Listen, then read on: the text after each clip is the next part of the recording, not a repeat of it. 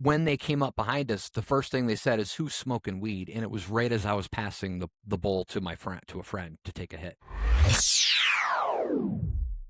Well, we went there and camping. It's a big camping site and, kind of known for its partying and stuff.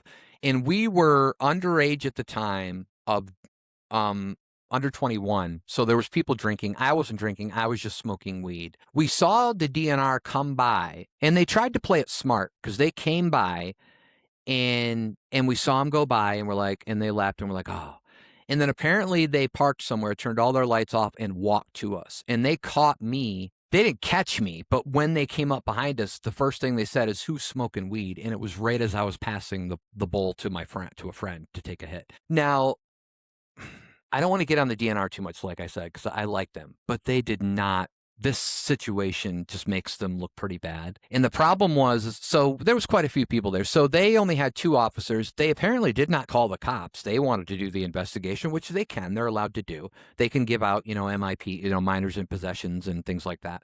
But I had weed on me, and we were staying the night, so I actually had a little suitcase that had like paraphernalia in it, not weed, but the weed was actually on me.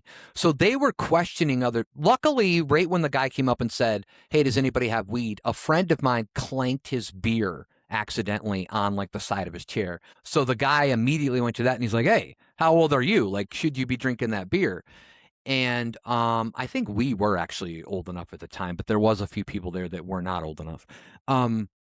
So the funniest part about this is they started talking about that. Well, we had a fire going and people were just getting up. Like, they didn't tell us to not move or anything. So people were getting up and putting, there was a wood pile. And so I had this idea. I was like, okay, well, I got this weed in my pocket and I'm going to get fucking busted. So I went up to the wood pile to act like I grabbed a piece of wood, but dropped my weed into the wood pile, grabbed a piece of wood and put it onto the fire, and then sat back down. And a couple of minutes later, they searched me and they're like, "Do you have anything on you?" My friend who I handed the bowl to, he just threw the bowl. I don't think they ever found the bowl, but he did. Like, they didn't even look on the ground or anything.